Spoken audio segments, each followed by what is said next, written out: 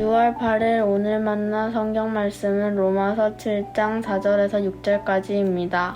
나의 형제 자매 여러분, 그러므로 여러분도 그리스도의 몸으로 말미암아 율법에 대해서는 죽임을 당했습니다. 그래서 여러분은 다른 분, 곧 죽은 사람들 가운데서 살아나신 그분에게 속하게 되었습니다. 그것은 우리가 하나님을 위하여 열매를 맺게 하기 위함입니다.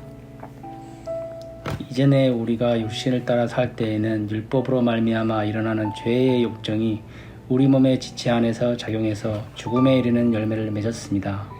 그러나 지금은 우리로 올가맸던 것에 대하여 죽어서 율법에 풀려났습니다. 그래서 우리는 문자의 열매긴 낡은 정신으로 하나님을 섬기지 않고 성령이 주시는 새 정신으로 하나님을 섬깁니다. 아멘. 오늘 만나로 만나주시는 하나님을 기대합니다. 로마에 가면 로마법을 따르라는 말이 있습니다.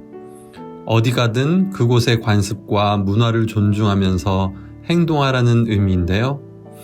한 나라나 공동체는 자신들만의 법과 규칙을 가지고 있고 그 안에 사는 사람들은 그것을 지키면서 살아갑니다.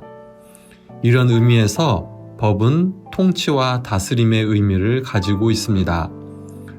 로마서 7장에서 사도 바울은 율법과 우리와의 관계를 결혼관계와 혼인법을 가지고 설명합니다. 만일 한 사람이 배우자가 살아있을 때에 결혼의 의무를 다하지 않을 경우 법에 저촉되어 간음죄를 범하게 되는데요. 그러나 배우자가 죽게 되면 혼인법에 적용받지 않고 다른 배우자를 맞아들일 수 있는 자유를 얻게 된다는 설명입니다. 배우자가 죽으면 혼인법이 더 이상 적용되지 않는다는 것이 핵심입니다. 상대 배우자가 죽게 되면 그 혼인법의 지배를 받지 않는다는 뜻이지요. 사도 바울은 이 원리를 우리 그리스도인들에게 적용시키는데요. 우리 믿는 자들은 예수 그리스도의 몸으로 말미암아 율법에 대하여 죽은 자들이고요. 그래서 우리는 더 이상 율법의 지배를 받지 않고 해방되었다고 설명합니다. 특별히 여기에서 율법은 죄와 동일시됩니다. 왜냐하면 율법이 죄의 정욕을 억제하지 못하고 도리어 죄를 자극하는 도구의 역할을 하기 때문입니다. 죄와 율법 모두 우리에게 사망이라는 결과를 요구하기에 더욱 그렇습니다. 그런데 믿음을 통해 우리는 예수님께서 주시는 새로운 자유를 얻게 되었습니다. 그리스도인이라는 이런 새로운 정체성과 그 삶의 결과 두 가지를 4절 하반절에서 이렇게 표현하고 있습니다. 그래서 여러분은 다른 분, 곧 죽은 사람들 가운데서 살아나신 그분에게 속하게 되었습니다. 그것은 우리가 하나님을 위하여 열매를 맺게 하기 위함입니다. 먼저 그리스도인의 정체성인데요. 그리스도인은 누구에게 속했는가 하는 부분입니다. 이제는 죄와 율법에 속한 자가 아니라는 말이고요. 죄와 율법의 지배와 다스림을 받는 자가 아니라는 말입니다. 대신에 십자가에 죽으셨다가 3일 만에 부활하신 예수 그리스도께 속한 자입니다. 우리는 예수님의 다스림과 지배를 받는 자들입니다.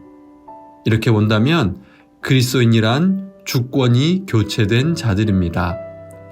죄와 율법의 지배를 받는 자리에서 예수님의 다스림을 받는 자리로 옮겨진 사람들입니다. 담임 목사님께서 말씀하시듯이 세례란 주권 교체식이다라는 의미가 바로 이것입니다. 이어서 이런 정체성을 가진 자들의 삶의 결과가 무엇입니까? 하나님을 위하여 열매를 맺는 삶입니다. 앞서 말했듯이 율법은 죄의 정욕으로 말미암아 죽음에 이르는 열매를 맺게 했습니다. 그러나 우리 그리스도인들은 예수님의 죽음을 통하여 율법에 대하여 죽고 이제 성령의 능력으로 새롭게 하나님만을 섬기게 되었습니다. 죄의 지배 아래서는 하나님께 순종할 열망과 능력이 생기지 않습니다. 그러나 하나님께서는 성령님을 통해서 우리 마음속에 순종할 수 있는 새로운 동기를 불어넣어 주십니다. 그래서 거룩함에 이르는 열매를 맺게 하십니다. 오늘 하루 죄와 율법에서 예수 그리스도로 주권 교체가 된 자라는 정체성을 가지고 살아가길 원합니다. 문자에 집착하는 낡은 정신이 아니라 성령 하나님께서 주시는 새롭게 변화된 마음으로 거룩의 열매를 맺는 복된 삶 사시길 소망합니다. 함께 기도하겠습니다. 하나님, 오늘 말씀을 통해서 우리의 정체성과 삶의 이유를 묵상합니다. 죄의 율법의 다스림을 받는 자가 아니라 예수 그리스도의 다스림 받는 자로 살게 하옵소서. 그리하여 성령 하나님께서 주시는 새로운 마음으로 거룩한 열매를 맺도록 인도하여 주옵소서. 예수님의 이름으로 기도합니다. 아멘. 두 가지 제목으로 기도하겠습니다. 첫째, 오늘의 말씀으로 기도하겠습니다. 죄와 율법의 지배가 아닌 예수님의 다스림을 받는 자로 성령 하나님께서 주시는 새롭게 변화된 마음으로 거룩의 열매를 맺게 하옵소서. 둘째, 사회 선교와 환경 선교를 위해서 기도하겠습니다.